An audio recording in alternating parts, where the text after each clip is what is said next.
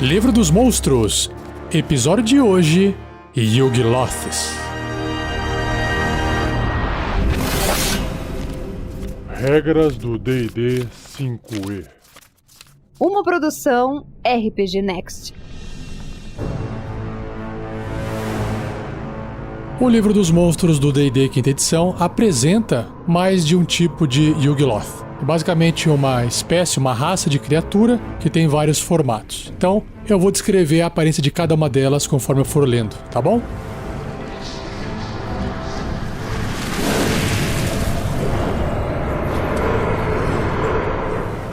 Descrição que o livro traz, então, sobre os Yugoloths. Os Yugoloths são corruptores, Fiends, em inglês, inconstantes que habitam os planos de Aqueronte, Dina, ou Gina, G-E-E-N-A, Hades e Cárcere. Eles agem como mercenários e são notórios por suas mudanças de lealdade. Eles são a encarnação da avareza. Antes de servir sob a bandeira de qualquer um Yugoloth faz a única pergunta em sua cabeça: o que eu vou ganhar? Crias de Gina, ou Gina, em inglês também é Gehenna, G-E-H-E-N-N-A, que eu acho que até fica melhor falar Gehenna, né? Os primeiros Yugoloths foram criados pela Irmandade das Bruxas da Noite em Gehenna. Acredita-se amplamente que Asmodeu, o Senhor dos Nove Infernos, encomendou o trabalho na esperança de criar um exército de corruptores que não fossem presos aos Nove Infernos. No curso da criação desse novo exército, as bruxas construíram 4 tomos mágicos e gravaram o nome verdadeiro de cada Yugoloth que elas criaram, exceto um, o General de Gehenna. Esses tomos foram chamados de Livros de Custódia. Já que saber o nome verdadeiro de um corruptor confere poderes sobre ele, as bruxas usaram os livros para garantir a lealdade dos Yugoloths. Elas também usaram os livros para capturar os nomes verdadeiros de outros corruptores com quem cruzaram. Dizem os rumores que os livros de custódia contêm o nome verdadeiro de alguns lordes demônios e arquidiabos também. Ciúmes triviais e brigas infindáveis fizeram a Irmandade se dissolver e na tomada de poder que se seguiu, os livros de custódia foram perdidos ou roubados. Não servindo a mais ninguém, os Yugoloths ganharam independência e agora oferecem seus serviços pelo pagamento mais alto. Até alguém encontrar o livro de volta aí, né? E voltar a comandar eles. Corruptos mercenários. Os Yugoloths invocados exigem muito pelo seu tempo e lealdade. O que quer que um Yugoloth prometa, ele descumpre rapidamente quando uma oportunidade melhor aparece para ele. Diferente dos demônios, os Yugoloths podem ser razoáveis, mas diferente dos diabos, eles raramente cumprem suas palavras. Os Yugoloths podem ser encontrados em qualquer lugar, mas os altos custos para manter a lealdade de um exército Yugoloth geralmente excede o que qualquer general do plano material pode pagar. Por serem criaturas egoístas, os Yugoloths brigam entre si constantemente. Um exército Yugoloth é mais organizado que uma horda voraz de demônios, mas é menos ordenado e regimentado que uma legião de diabos. Tá no meio termo ali, né? Sem um líder poderoso, para mantê-los na linha, os Yugoloths lutam simplesmente para saciar suas predileções violentas e somente enquanto isso lhes trouxer algum benefício. De volta a Gehenna. Quando o Yugoloth morre, ele se dissolve uma poça de pus e se reforma com sua força total da eternidade gélida de Gehenna. Apenas em seu plano nativo o Yugoloth pode ser destruído permanentemente. Um Yugoloth sabe disso e age de acordo. Quando é invocado para outros planos, um Yugoloth luta sem se preocupar com seu bem-estar. Em Gehenna, ele está mais sujeito a recuar ou implorar por misericórdia se sua morte parecer iminente. Quando um Yugoloth é destruído permanentemente, seu nome desaparece de cada livro de custódia. Se um Yugoloth for recriado por meio de um ritual profano que exija o uso de almas, seu nome reaparece nos livros. Os livros de custódia. Quando todas as 4 cópias dos livros de custódia desapareceram, Asmodeu e as Bruxas da Noite perderam o controle sobre a criação dos Yugoloths. Cada livro de custódia ainda existe, mudando de plano para plano, onde os bravos e os tolos ocasionalmente os encontram por acaso. Um Yugoloth, invocado usando seu nome verdadeiro como escrito nos livros de custódia, é forçado a servir seu invocador obedientemente. Um Yugoloth odeia ser controlado dessa maneira e não tem vergonha de demonstrar seu descontentamento. Como uma criatura petulante, ele irá seguir as instruções ao pé da letra enquanto busca oportunidades de interpretá-las mal. O General de Gehenna. Em algum lugar nos desertos de enxofre de Gehenna, perambula um Ultroloth, tão forte que ninguém contesta seu poder, o General de Gehenna. Muitos Yugoloths buscam por esse grande general na esperança de servir com ele. Eles acreditam que servir com o General de Gehenna lhes garantirá poder e prestígio entre entidades planares menores. Qualquer que seja o caso, nenhum corruptor encontra o general, a não ser que ele deseje isso. Seu nome pessoal é desconhecido e mesmo os livros de custódia não têm qualquer menção a essa entidade poderosa e completamente maligna.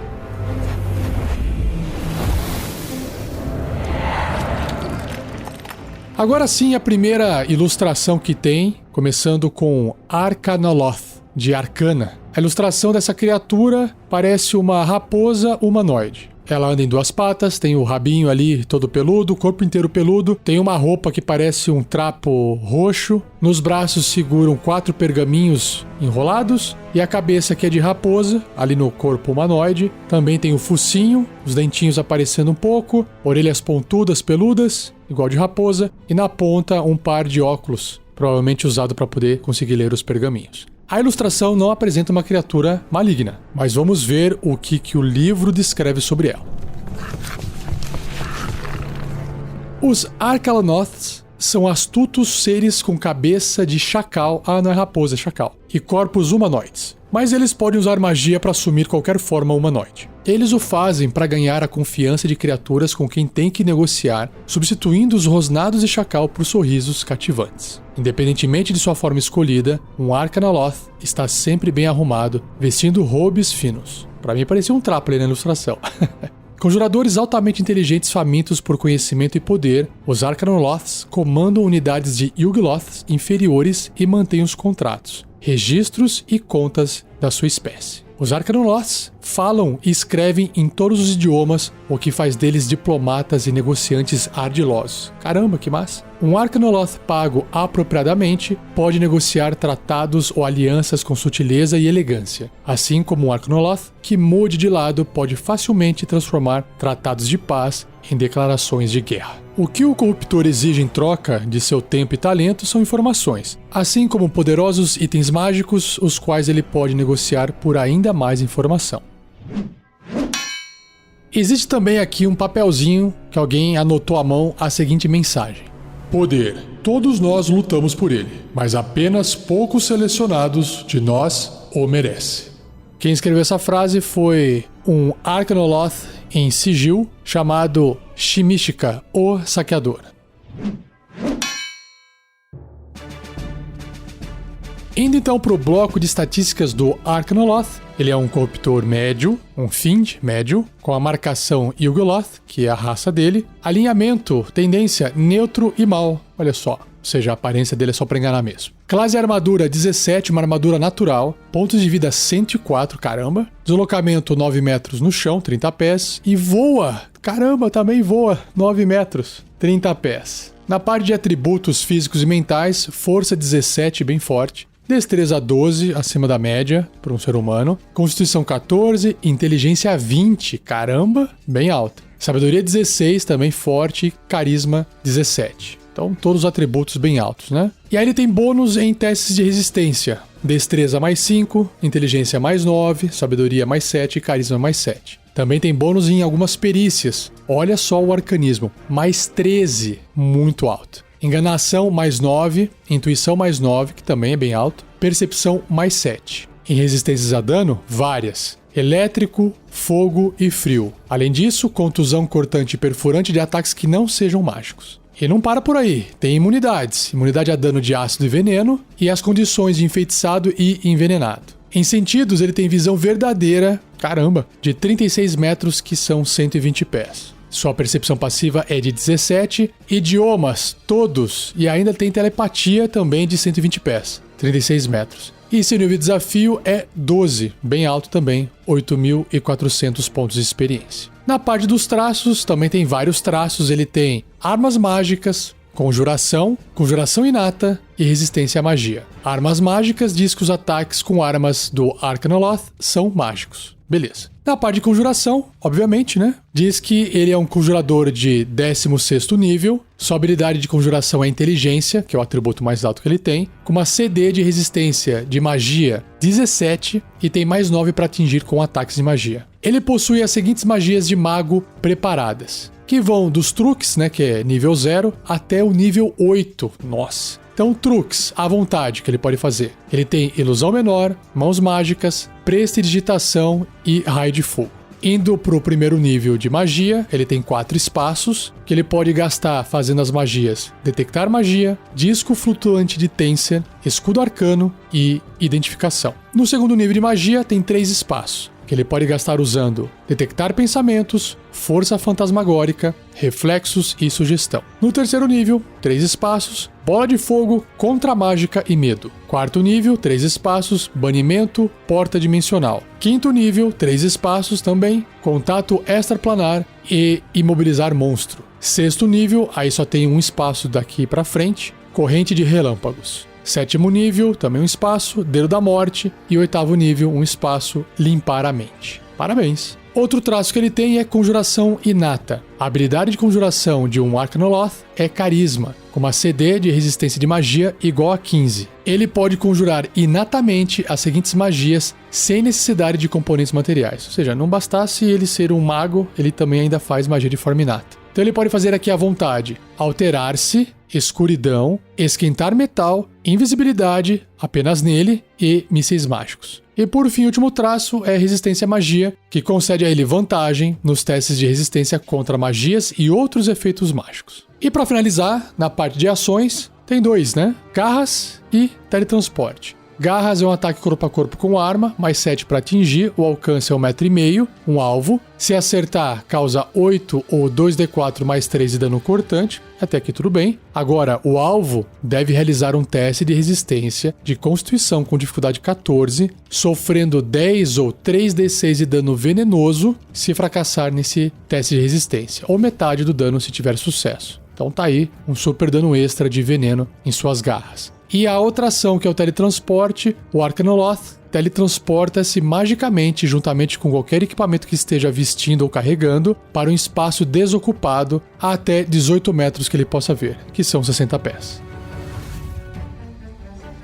Seja você também um guerreiro ou uma guerreira do bem. Para saber mais, acesse padrim.com.br/rpgnext ou picpay.me/rpgnext.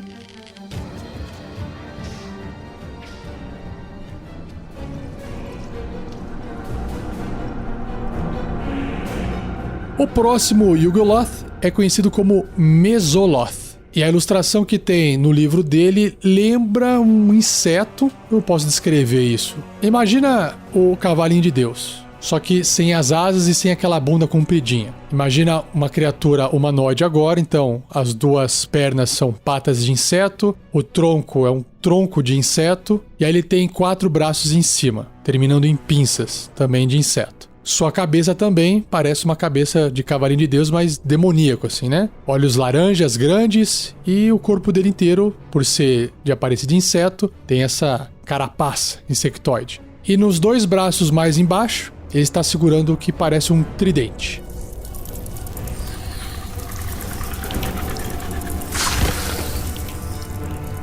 Mesoloth. A maior parte da população de Yugoloths é composta de Mesoloths, que são criaturas insectoides de tamanho humano, cobertas por densas placas quitinosas. Os Mesoloths servem como soldados de infantaria nos exércitos de Yugoloth. Seus grandes olhos brilham vermelho conforme os Mesoloths destroem seus inimigos. Violência e recompensa são as motivações fundamentais de um Mesoloth, e seres poderosos que prometam um ou outro podem facilmente atraí-los a servir. Apesar de possuir garras letais em seus 4 braços, o Mesoloth geralmente impunha um tridente em 2 delas. Se estiver cercado por inimigos, o Mesoloth expelirá vapores tóxicos que podem sufocar e matar grupos inteiros de criaturas. Caramba! Vamos ver então o seu bloco de estatísticas.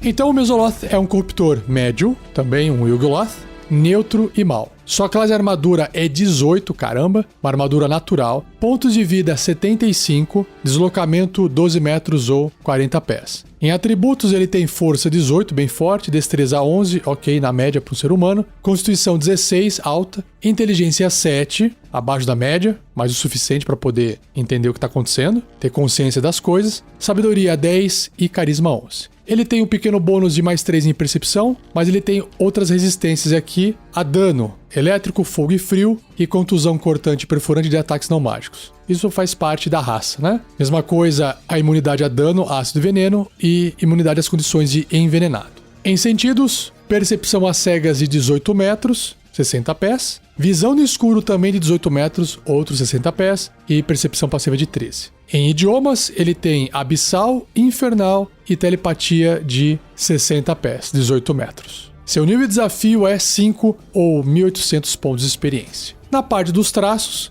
ele é bem parecido com o Arcanoloth. Ele tem armas mágicas, conjuração inata, só que uma lista bem menor, e resistência à magia também. Então, armas mágicas, os ataques dessa criatura são mágicos. Na parte de conjuração inata, a habilidade que ele usa é carisma, com uma CD de resistência de magia 11. Ele pode conjurar inatamente as seguintes magias sem necessidade de componentes materiais. Então, 2 vezes por dia, ele pode fazer dissipar magia e escuridão. E 1 vez por dia, a névoa mortal, que é o que estava ali na descrição quando os inimigos cercam ele. E resistência à magia, já sabe, vantagem nos testes de resistência contra magias e outros efeitos mágicos. Na parte de ações, ele tem 4. Ataques múltiplos, garras, tridente e teletransporte. Ataques múltiplos. O Mesoloth realiza 2 ataques, um com suas garras e um com seu tridente. Garras e tridente, ambos são ataques corpo a corpo com arma, só que o tridente também pode ser feito à distância. Eles têm mais 7 para atingir apenas um alvo, adjacente,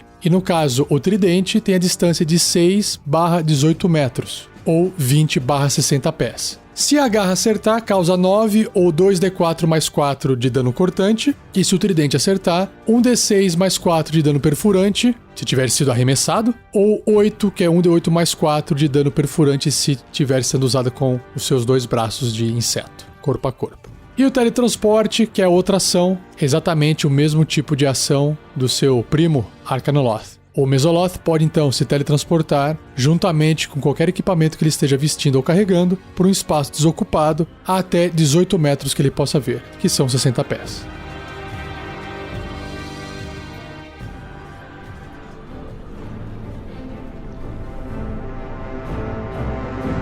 O próximo Yugoloth é o Nikaloth. Sua ilustração lembra mais um demônio dessa vez, meio gordinho, é humanoide também. Suas 2 pernas lembram mais aquelas patas de cachorro, né, que o joelho dobra para trás. Só que os dedos são 3 grandes, com unhas grandes lembrando dedos dos pés de avestruz. Ele veste tipo um saiote de couro, de pele, ele é amarelado, tem um par de asas nas costas, que tem a mesma coloração da pele dele. Sua cabeça lembra mais um gremlin, assim, um monstro, um demônio, com 2 chifres compridos, meio de bode, olhos brilhando em amarelo, orelhas pontudas para os lados, e ele está segurando um grande machado de 2 mãos ornamentado.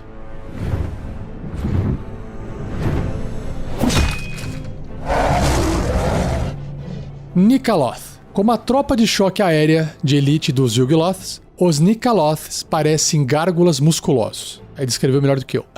Poderosas asas de morcego os carregam rapidamente para o alto em batalha, e as garras afiadas como navalhas de suas mãos e pés cortam a carne e os ossos com facilidade. Como adversários dos pesadelos, o Nikaloth bate forte e rápido sem avisar. Depois se teletransporta para longe. Ele usa sua magia inata para ficar invisível ou criar cópias ilusórias de si mesmo, assim confundindo seus inimigos. Os Nikaloths são os mais letais dentre os Yugoloths. Quando eles encontram um mestre maligno que os trate bem, é improvável que eles desfaçam seus acordos, a não ser que a recompensa por isso seja extrema.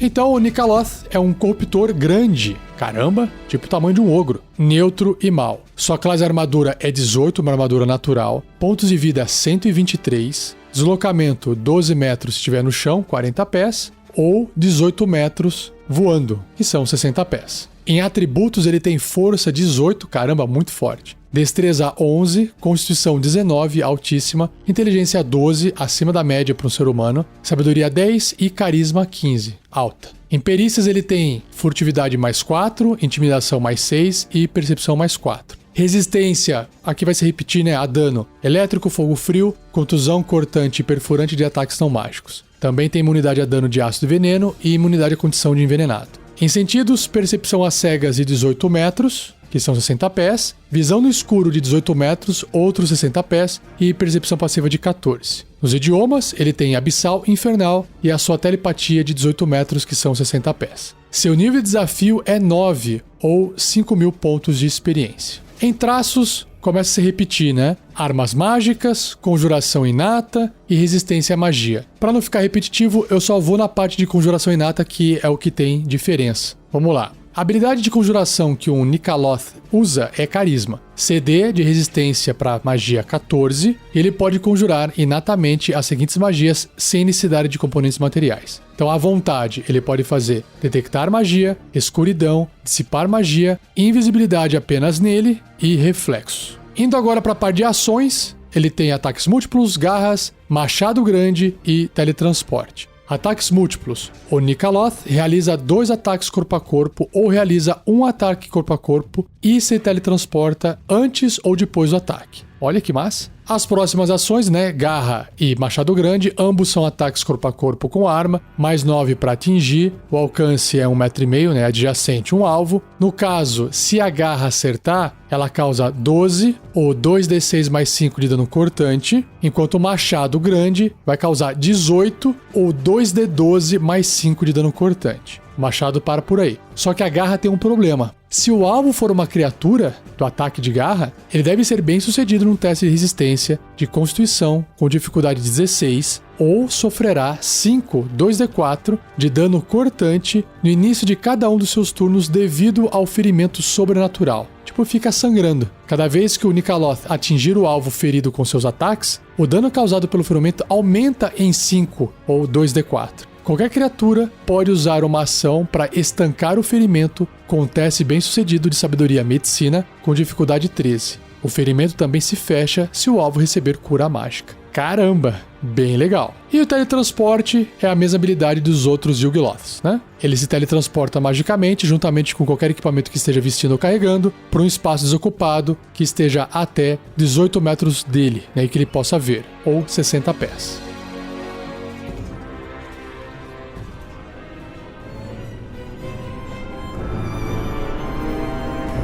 E para fechar o episódio, o último Yugoloth é conhecido como Utroloth. A ilustração que tem dele no livro lembra um ET. É um humanoide com uma pele meio de sapo e a cabeça não tem boca, tem 2 olhos grandes, o nariz parece ser um buraco, não tem cabelo e é cabeçudo. Além disso, ele veste um robe chique, uma roupa meio de nobre e segura numa das mãos uma espada longa estilizada.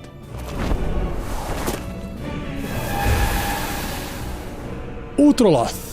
Os Utroloths comandam os exércitos de Yugoloth na Guerra Sangrenta. Um Utroloth parece um humanoide magro, de pele acinzentada e com uma cabeça alongada. Sua cabeça não tem quaisquer traços além de 2 olhos ovais. Esses olhos podem se transformar em poços cintilantes de luz capazes de transfixar outras criaturas, deixando-as tontas e indefesas. Frequentemente, uns contra os outros, os Utroloths planejam continuamente aprimorar seu próprio poder. Quando não são contratados para lutar na Guerra Sangrenta, eles lideram forças Yugoloths através dos planos, agindo como chefes do crime ou comandantes de companhias e mercenários malignos. Com uma reputação de crueldade, os Utroloths comandam seus lacaios a lutar enquanto eles mesmos ficam fora de combate. Yugoloths inferiores conhecem seu lugar quando confrontam um Utroloth e respondem seus chamados sem exigir qualquer pagamento. O Utroloth é um corruptor médio, neutro e mau. Sua classe de armadura é 19, caramba, uma armadura natural. Pontos de vida 153, nossa, forte. Deslocamento 9 metros, 30 pés, como se fosse um ser humano, e também voa a 60 pés, 18 metros. Em atributos físicos e mentais, ele tem força 16, é forte, não tão forte quanto os outros, mas é forte. Destreza 16, bem mais ágil. Constituição 18, bem alto. Inteligência 18, só perdendo um pouquinho pro Arcanoloth. Sabedoria 15 e carisma 19. Então, super forte em todos os atributos, né? Em perícias, ele tem furtividade mais 8, intimidação mais 9, percepção mais 7. Ele tem as mesmas resistências a dano elétrico, fogo, frio, contusão, cortante e perfurante de ataques não mágicos. Também tem as imunidades, né, a dano, ácido e veneno, só que tem uma coisinha a mais aqui, ó. Nas imunidades a condições, ele tem amedrontado, não pode ser amedrontado, além de enfeitiçado e envenenado. Em sentidos, ele tem visão verdadeira de 120 pés, 36 metros,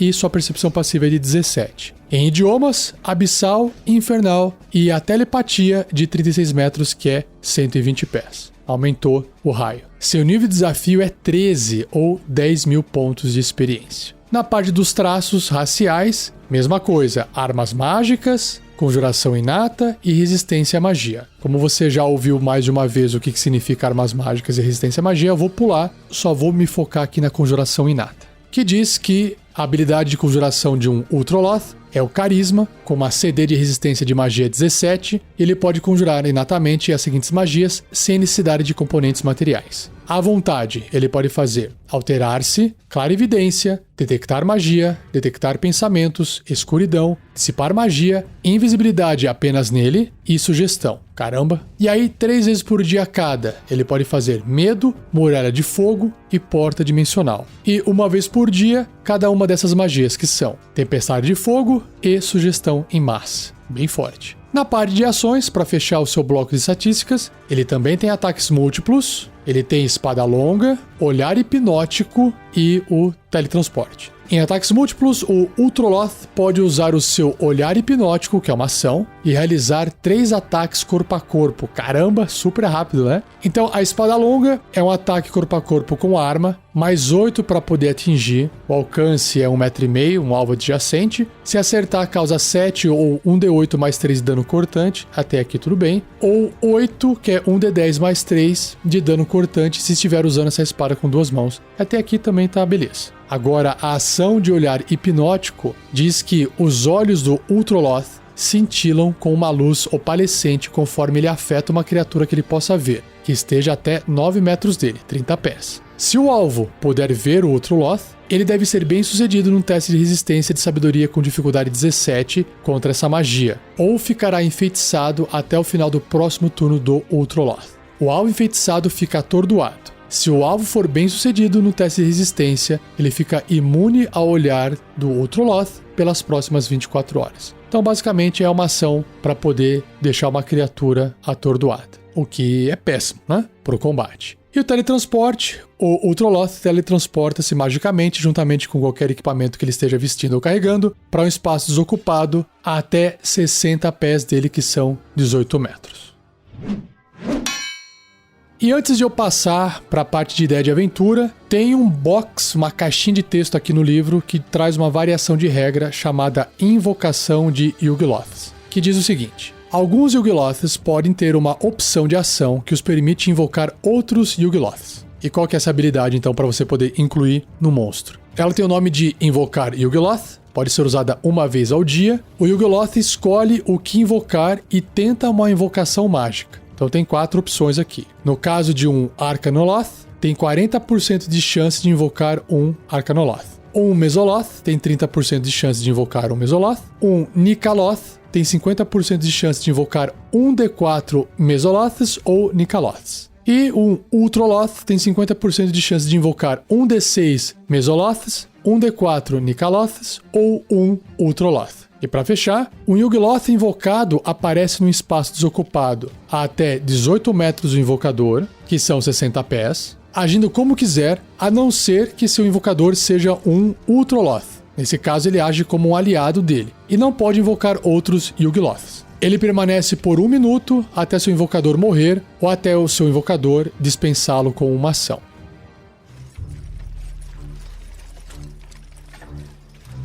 A ideia de aventura que eu tive teria que ter bastante intriga, envolvendo política e se preparando para alguma guerra maior que estaria por vir. Começando com os aventureiros talvez até aprisionados por um Arcanoloth, que é aquele que tem a aparência de chacal, que não aparenta ser tão maligno, apesar de ser, e a criatura tá ali estudando, negociando, mantendo os aventureiros presos por algum motivo. Talvez eles façam parte de um grupo especial de pessoas de um rei ou de um nobre e que estão sendo mantidos porque talvez sejam utilizados para poder fomentar um plano aí. Por que eles não foram mortos ainda? Porque talvez os aventureiros tenham passagem livre por algum local do qual o Arcanoloth até poderia fazer se transformando, mas ele não tem tanto conhecimento assim, ou precisa de mais contato, ou precisa de força bruta, e sozinho talvez ele não consiga fazer isso.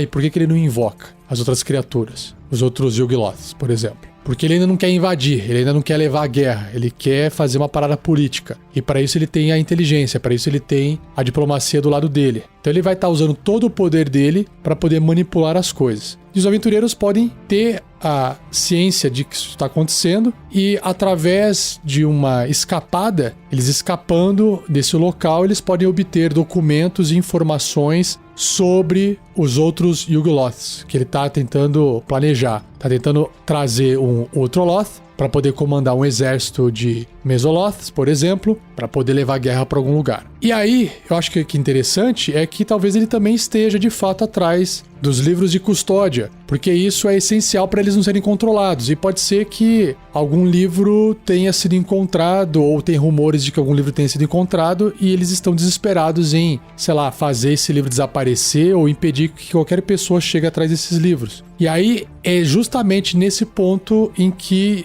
eu acho que os aventureiros têm que ir atrás. Não tem como parar um exército dessas criaturas, mas tem como comandá-las se tiverem acesso a esse livro de custódia. Será que o livro existe? Não dá pra saber. E através dessa informação, os aventureiros têm uma missão que não é enfrentar um exército de Yugoloths, mas eventualmente vão enfrentar essas criaturas, um aqui, outro ali. Lembrando que o nível de desafio deles é alto. O mais baixo aqui que eu li hoje é o Mesoloth, que é aquele insectoide de nível de desafio 5. Então perceba que se você fizer uma aventura com personagens do primeiro nível, enfrentar isso de frente, direto, já é mortal, né? Mas o começo da aventura pode ser busca de informação, viajar para um local, para depois começar a aparecer esses Yugoloths aqui. E aí, o interessante é desenrolar todo esse lore, todo esse conhecimento por trás de como essas criaturas foram criadas, o lance das bruxas, essa característica delas estarem entre diabos e demônios em termos de comportamento, essa ligação com o Senhor dos Nove Infernos, o Asmodeu, e também eu acho muito legal essa questão da criatura saber que ela pode morrer, que ela volta lá pro plano dela infernal, que ela é reconstruída lá e ela tá de boa. Então será que os aventureiros vão ter que ir para um plano infernal para poder encerrar essa aventura? Então perceba que envolvendo essas criaturas, uma aventura só de nível 1 até pode ser feita, mas se os aventureiros forem mais coadjuvantes, no sentido da guerra, no sentido de enfrentar as criaturas, eles vão tentar fazer alguma coisa para ajudar alguém com mais poder que tenha condições de enfrentar de frente no combate essas criaturas. Agora, se você não quiser fazer uma aventura envolvendo o combate só o lore, aí você tem que evitar colocar um monstro desse na frente dos aventureiros de nível 1 para combater, né? Mas eu acho que esse lore, esse conhecimento, essa informação histórica sobre esse tipo de criaturas, os Yugoloths, é muito rica para você fazer uma aventura longa, até uma campanha inteira. E se você tiver uma ideia, quiser compartilhar, já sabe, acesse o post desse episódio, compartilhe a sua ideia, acesse o fórum do RPG Next, que também tem um local para você compartilhar ideias só focados em aventuras baseadas em monstros, link está no post desse episódio.